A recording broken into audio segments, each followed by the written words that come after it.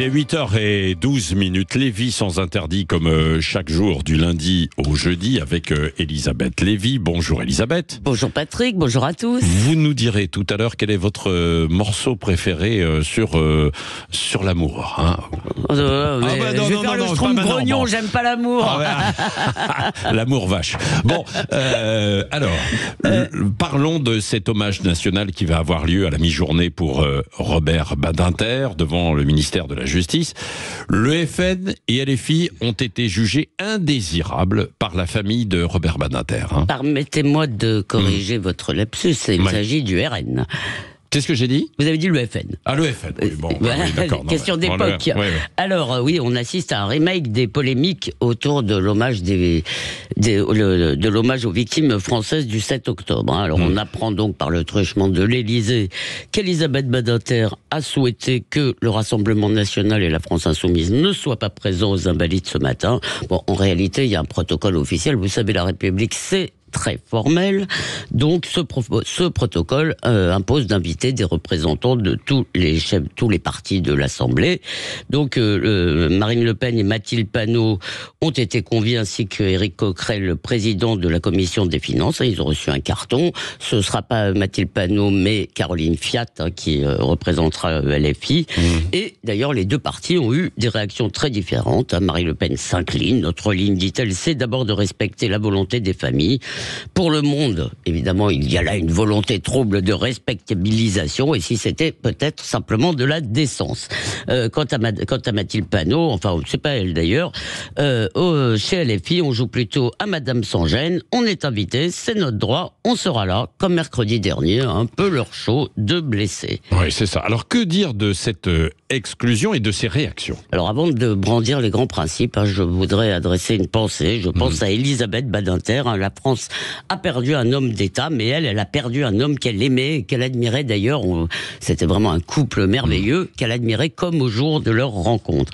Alors pour elle, c'est une question de fidélité, dit-elle, aux idéaux de son mari, à son histoire. Vous savez, son père, le père de Robert Badinter, son oncle mort dans les camps nazis, sa grand-mère Idis qu'il a fait relire dans un magnifique livre. Robert Badinter, dit Richard Malka, qu'il a vu il y a peu de temps, était habité par la Shoah. Donc, évidemment, la première chose, je respecte la décision d'Elisabeth Badinter sans pour autant la comprendre complètement. Alors, Alexis Corbière s'indigne qu'on mette sur le même plan LFI et le RN. Eh ben, je suis désolé, c'est peut-être plus compréhensible cette exclusion s'agissant de LFI. Robert Badinter est mort quelque temps après le 7 octobre, qui a été pour lui vraiment quelque chose d'extrêmement douloureux. Il a vu revenir l'antisémitisme, il a vu aussi ses anciens camarades flirter avec cet antisémitisme. On imagine ce qu'il ressentait à ce sujet.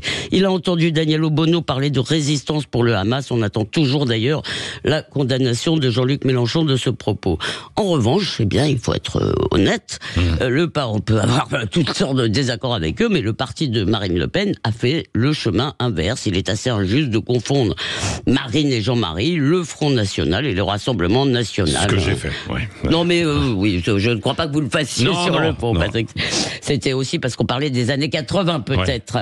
Et d'ailleurs, elle a eu des mots assez dignes. À la mort de Robert Badinter, on pouvait ne pas partager tous les combats de Robert Badinter, a-t-elle tweeté, mais cet homme de conviction fut incontestablement une figure marquante du paysage intellectuel et politique. Alors cet hommage d'une adversaire politique et idéologique est en tout cas conforme à l'esprit de discorde civilisé qui devrait nous habiter tous. Et quoi qu'il en soit, on ne s'impose pas à un enterrement, donc ils ont raison de ne pas y aller. Alors on aimerait penser pourtant que dans les deuils, la France est unie, qu'elle est ensemble, mais ces hommages de la nation, malheureusement, sont surtout des occasions de montrer que cette nation existe de moins en moins. Alors, nous posons, Françoise Degois, nous posons la question d'ailleurs sur les réseaux sociaux. Est-ce qu'on doit exclure des hommages nationaux certains partis politiques ? Donc évidemment, c'est à l'occasion là de cet hommage à Robert Badinter, quoi. Et là, vous dites que, non, c'est le protocole à 49%, mais vous êtes assez partagé, parce que 36% quand même disent oui si la famille le veut. Bien sûr, si la famille le veut, la famille, elle a, bien sûr, c'est un hommage de l'État, c'est un hommage national, mais la famille, elle a quelque chose à dire, et elle sait très bien que même si ça n'est pas respecté, elle le dit.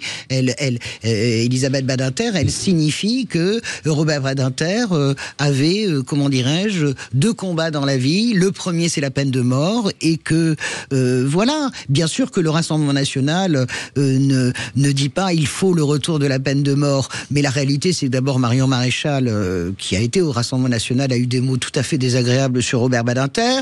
Et puis quand vous grattez un peu, voilà, la peine de mort, c'est quand même une question qui pourrait assez vite revenir. Elle revenir dans le débat public. Elle revient de temps en temps et puis elle recule. Quand il y a des sondages, d'ailleurs, il y en a eu un. Normalement, c'était un Français sur 2. Voilà. Donc, à l'époque, on rappelle quand même où Robert Badinter a combattu et a obtenu l'abolition. Il y avait 70% des Français qui étaient toujours favorables. Robert Badinter s'est battu toute sa vie contre, en tout cas, les gens de l'extrême droite. Il a eu les policiers avec la fraction la plus dure. À l'époque, Place Vendôme criant Badinter assassin. Il a eu tout ce combat pendant des années. On l'a oublié, mais ça a été un des hommes les plus haïs de France. Et deuxième point sur LFI. Donc c'est pas la comparaison idéologique. Je comprends pas vraiment ce que veut dire Alexis Corbière, ou je comprends que trop bien.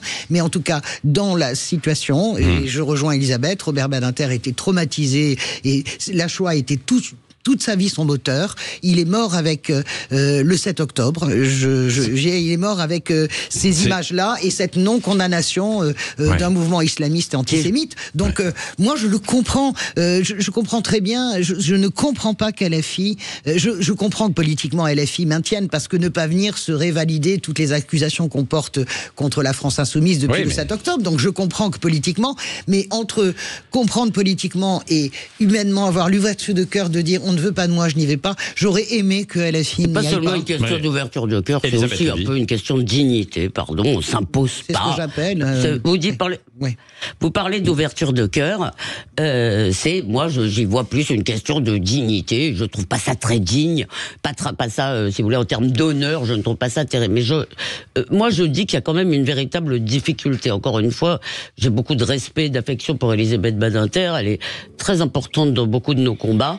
Robert Badinter et Elisabeth ont été dans l'affaire de la crèche Babilou, je veux dire vraiment, et c'était une des premières affaires en France, en fait, de lutte contre le séparatisme, peut-on dire. Donc vraiment, j'ai du respect pour eux. Néanmoins, ça s'appelle un hommage national, et en tous les cas, il faut aussi prendre la mesure du type de fracture que cela suppose, parce que contrairement à vous, moi, je pense que les débats âpres, violents, les désaccords violents doivent avoir droit de cité, si vous voulez, dans le cadre républicain. Ce n'est pas parce que quelqu'un a été un adversaire de la peine de mort, les insultes ou Badinter assassin, c'est autre chose, qu'il doit être exclu, y compris de la discussion. Et moi d'ailleurs,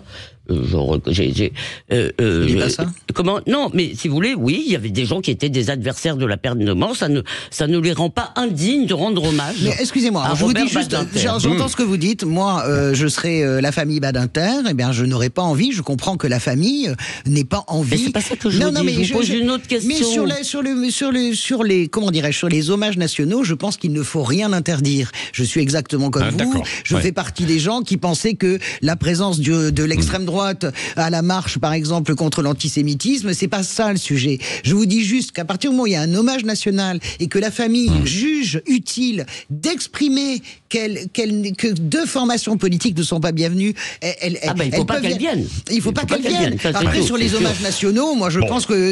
C'est quand même un révélateur de nos fractures. C'est ça que... Un révélateur de chagrin d'Elisabeth Badinter. Il y a Otto qui dit, par exemple, sur Internet, la famille n'est plus propriétaire d'un homme public, quoi. Mais si, bien sûr que... Mais alors ça dépend, il y a les obsèques et il y a l'hommage national. Vous pouvez admettre qu'il y a sur ce sujet une difficulté. On n'est pas obligé de trancher en disant oui ou non.